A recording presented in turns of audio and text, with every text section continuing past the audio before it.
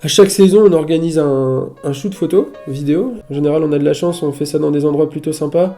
Et cette fois, on cherchait une région en France avec une vraie culture cycliste, mais aussi avec des conditions climatiques particulières, parce qu'on cherchait du froid, de la pluie et des belles routes. Finalement, on a opté pour la Bretagne et honnêtement, on l'a pas du tout regretté. C'était magnifique. Alors, on a décollé de l'île le lundi matin assez tôt. On était 5 cyclistes. Il y avait Émilie, Louise, Seb, Augustin et moi. La route, elle était assez longue. On avait un peu sous-estimé, mais bon, c'était un peu le début de l'expérience. Alors, ça déconnait pas mal. Ça a dormi aussi quand j'étais des coups d'œil dans le rétro. C'était marrant de voir la tête de tout le monde déjà KO alors qu'on n'avait pas encore commencé à rouler.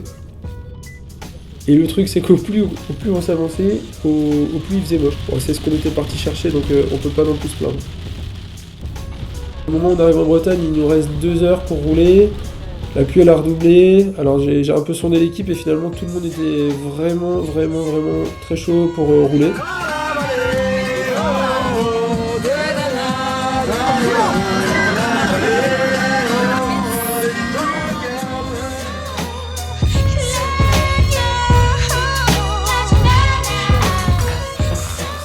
Donc go, on a foncé, on a posé nos affaires à peine arrivé dans la maison.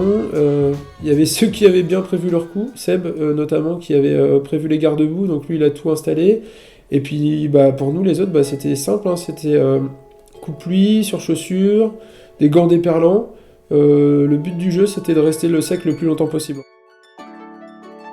Dès qu'on quitte la maison, toute la première partie c'est une longue descente, donc on prend bien de la vitesse, on prend bien des gouttes dans le visage aussi, et en fait ça nous a pas gâché le plaisir parce que je pense qu'on savait qu'on partait pour pas très longtemps et on était content de rouler sur des routes qu'on connaissait pas, donc peu importe le temps, on a quand même pris vachement de plaisir dès le début.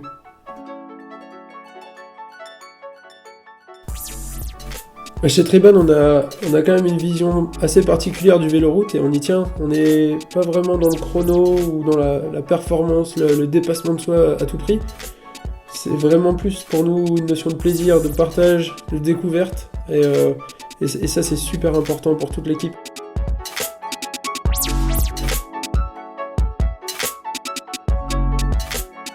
Le premier spot dans lequel on était, c'était les Monts d'Arrée. C'est un peu le point culminant de la Bretagne. Et donc pour cette première sortie sous la pluie, on s'est donné un objectif, c'était d'aller voir la chapelle Saint-Michel.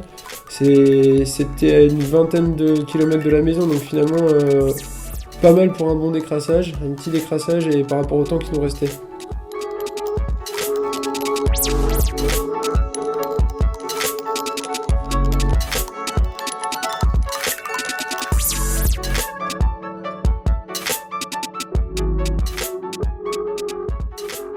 C'est un truc de ouf. On arrive en haut. Allez les gars.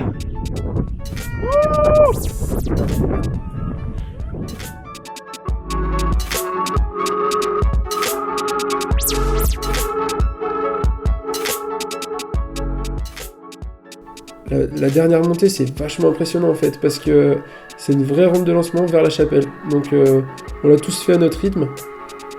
J'ai essayé de faire une petite vidéo, mais j'arrive même plus à parler en fait, tellement ça grimpait, et tellement j'avais le souffle un peu coupé. Là on arrive en haut. Gros temps. Il a plu. Il a replu. Il a replu. Mais c'est magnifique. Et finalement on l'a fait. Bon, on va pas se mentir, on a loupé la vue, mais on était quand même content d'y être, même dans le noir. Vraiment pour une première sortie, il se passait un truc assez spécial. Petite sortie de 105 km. On a vu les conditions. Bon, il faut qu'on arrive. Alors là-haut, ça caillait vraiment. En plus, forcément, on arrête de pédaler, donc on attrape froid. Et du coup, Émilie et Augustin, ils ont décidé de redescendre en voiture. Et avec Seb et Louise, on voulait tenter en roulant. C'était dingue. On était dans le noir total. Alors, heureusement, on avait quand même les lampes pour être visible. On est descendu prudemment jusqu'au premier village, mais là, ça me semblait risqué de continuer. Donc, je leur ai proposé qu'on s'arrête. On s'est mis au chaud dans un café. On a fait connaissance avec nos amis bretons. Et en fait, Vivian, il est venu nous chercher après en voiture. C'était un peu plus safe. En rentrant à la maison, on a tout fait sécher au coin du feu. Bon, On a senti le feu de bois tout le reste de la semaine, accessoirement, mais c'est pas grave, au moins on était au sec. On a mangé tous ensemble et on a préparé la journée du lendemain. Et en fait, à peine arrivé, on était déjà en train de changer les plans. En fait, mais c'est aussi ça qui est canon dans ce genre d'aventure, c'est que c'est à nous de l'inventer, à nous de la tracer en fait.